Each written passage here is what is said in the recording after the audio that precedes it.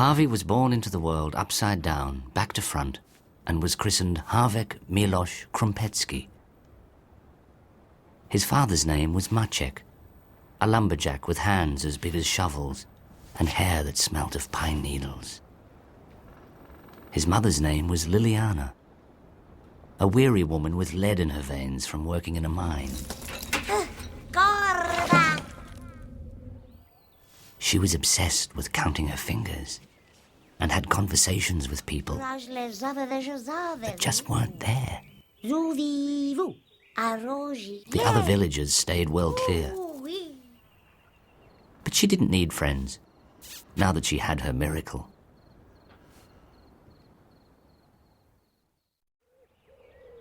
Harvie grew strong and healthy.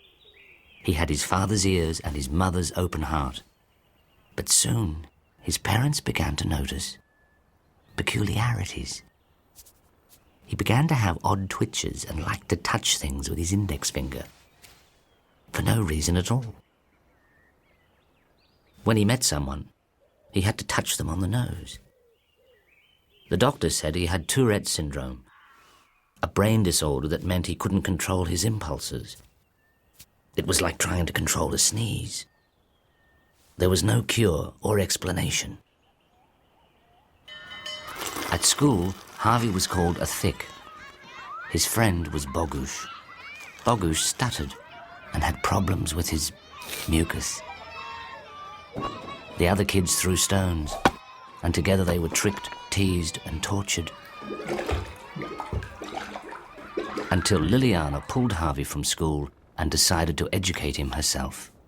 Although she was illiterate, she knew about facts and filled his brain with all sorts of stuff. An ostrich's eye is bigger than its brain.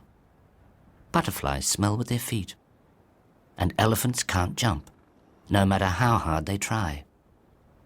Every day he wrote more and more facts in a notebook he carried everywhere.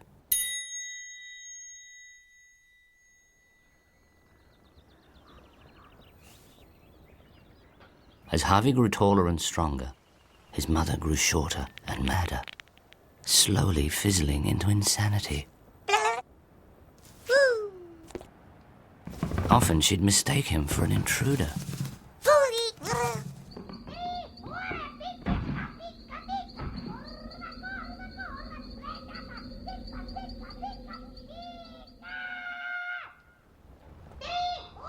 Harvie followed in his father's footsteps. He liked working with him, but at times felt he needed to be alone with his problems. He'd ponder the world beyond, wishing for things to change. And suddenly they did. He returned to find his home burnt to the ground. His mother had left the stove burning in the night, and Harvie found his parents nearby, frozen and nude.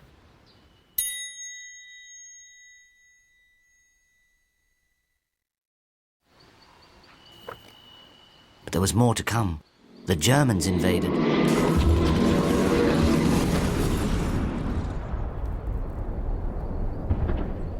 Harvie escaped and found himself on a ship bound for a place called Australia.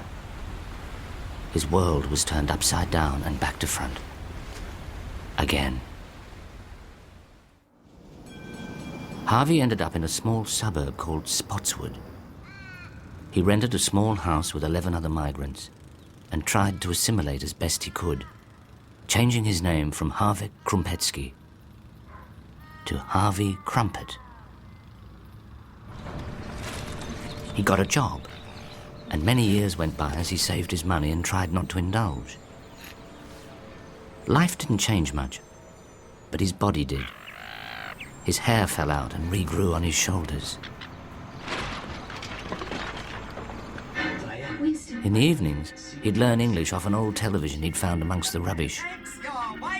He put little curtains on it and found it a mesmerizing source of facts. The first thing he ever watched was a Busby Berkeley film. He fell in love with all the bosoms and smiles. It was so different to the Spotswood dump. At work, he tried to make friends, But for Harvie, it wasn't easy.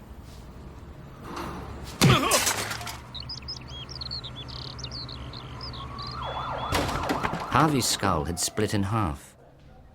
The doctors inserted a steel plate between his scalp and skull and laced it up with 19 stitches. He was left with a scar that looked like he'd had a lobotomy. Harvie wished he had more hair. He left the dump and tried new jobs.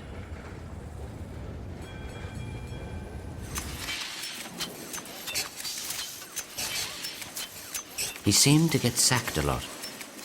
He didn't know why. But he was always discovering more facts. Rubber bands last longer if refrigerated.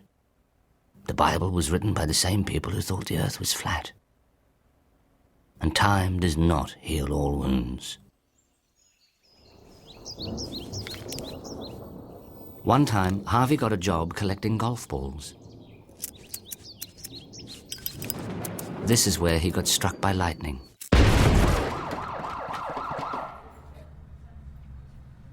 But he survived, and even made it into the local newspaper.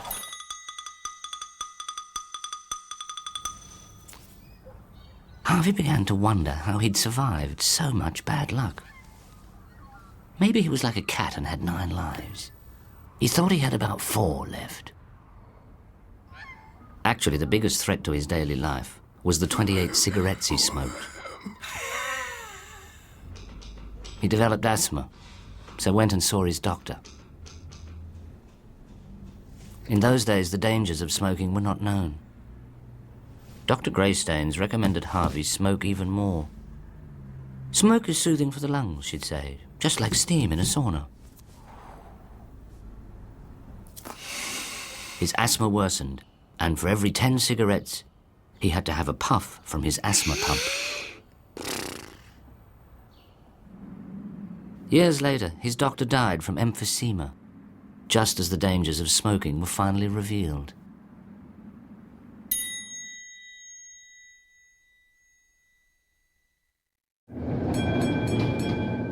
Harvie kept collecting facts and one morning discovered one about himself.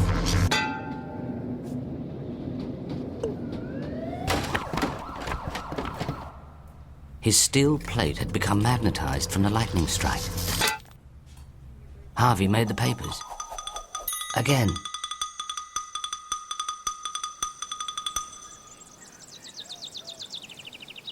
Harvie's optimism began to crumble.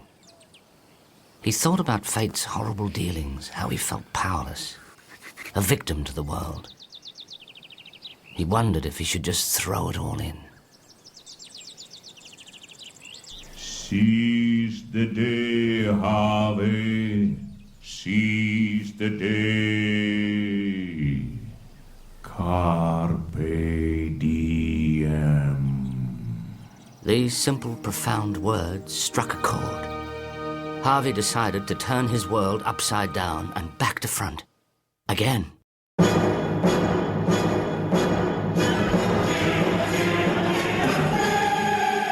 He stopped believing in fate and did exactly what the statue said. He felt free and alive and joined a nudist group. He became a vegetarian and joined an animal liberationist society, liberating chickens and their eggs. Harvie didn't just seize the day, he was strangling it.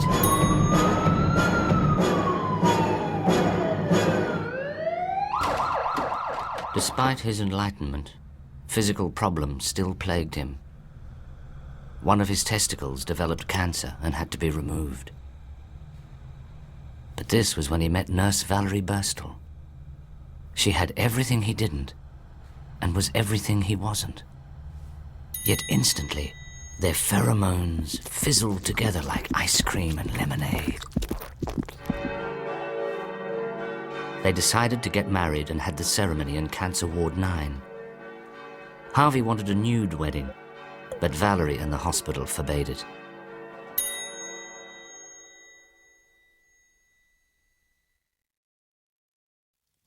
Harvie had lost a testicle, but gained a wife. He moved into Val's small apartment with her 2 cats and parrot, Brian. Brian had a parasitic disease which made his feathers drop out. Valerie was constantly knitting little jumpers to keep him warm. For some reason, the pets resented Harvie.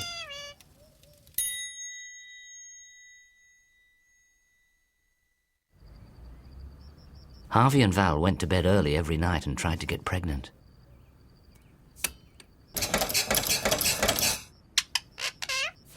But there was not enough sperm in Harvie's lonely testicle, and he was declared sterile. They decided to adopt and came across a little thalidomide girl. They related to her immediately, took her home, and named her Ruby after Val's mother. So little limbless Ruby, big bold Val, and magnetic Harvie became a family.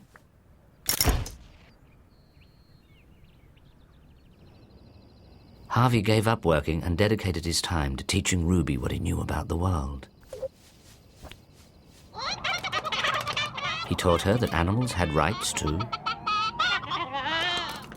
and to always respect the environment, as well as herself. He told her about the beauty of being nude and to be never ashamed of your body. Everybody was unique. Some people had less bits, some had more bits. For every new fact she remembered, he would stick a gold star to her wall. She adored her father. He was full of tricks and was like having her own private clown.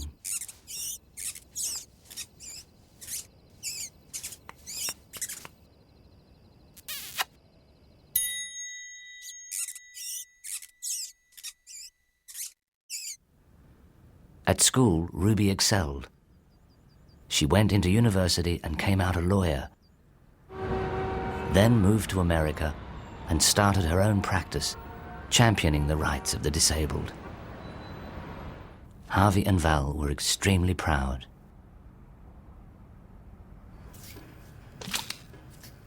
On Harvie's 65th birthday, Valerie's brain clotted, and she died. It was such a shock. She'd never been sick.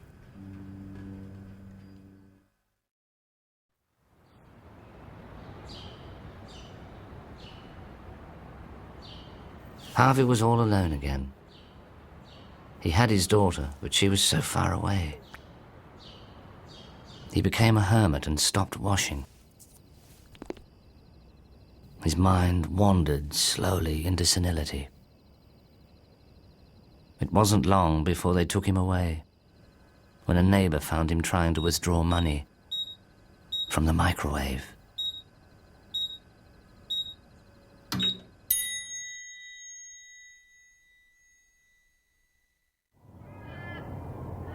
So began the last phase of Harvie's life at Pleasant Paddocks. He shared a room with a man called Hamish McGrumble. Hamish looked like something off a tin of shortbread and had nostril hair that looked like he was housing a family of spiders. He was 94 years old and had given up the will to die. He also had Alzheimer's and had recently burnt his ear trying to answer the iron. Harvie and Hamish pretended to dislike each other. Harvie often stole Hamish's teeth, returned them, and then showed him where they'd been.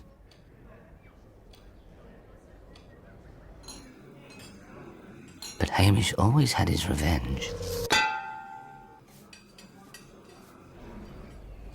Sometimes they'd sneak alcohol into the home and put on drunken shows with knitted finger puppets the ladies were making for charity.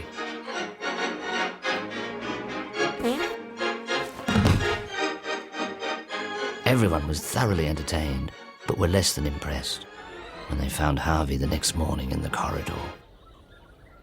From then on, Harvie was to remain clothed at all times.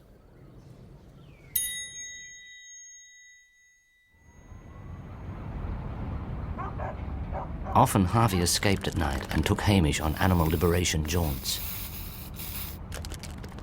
They'd spray slogans on shop windows, and on their way home paint over teenagers' graffiti with their own sayings. Escaping Alzheimer's patients were a particular problem at Pleasant Paddocks. The staff would find them at bus stops waiting to go and see relatives, long dead. To solve this, they put an old bus stop in the home's garden, where the Alzheimers could sit for hours, waiting for a bus that would never come.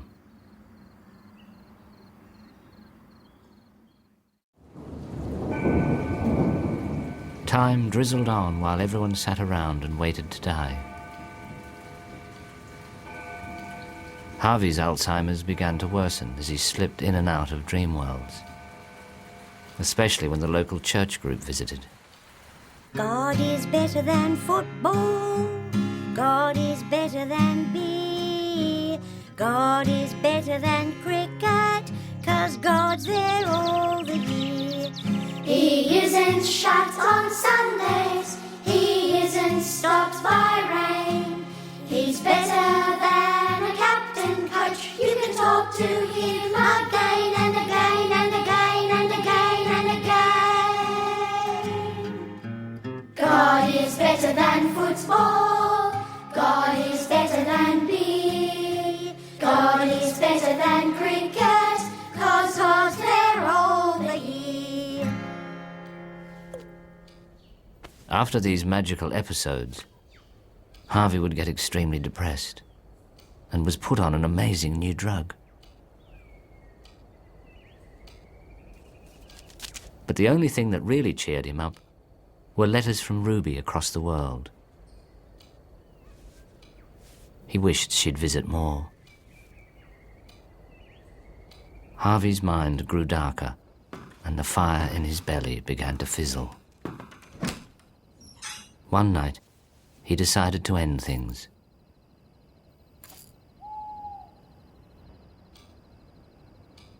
But life had one more challenge for Harvie. On the way back to his room, he came across a woman he'd never met. Her name was Wilma. She had a cancerous goiter and was embarrassed to leave her room during the day. She was waiting for death to hurry up. They sat and spoke long into the night.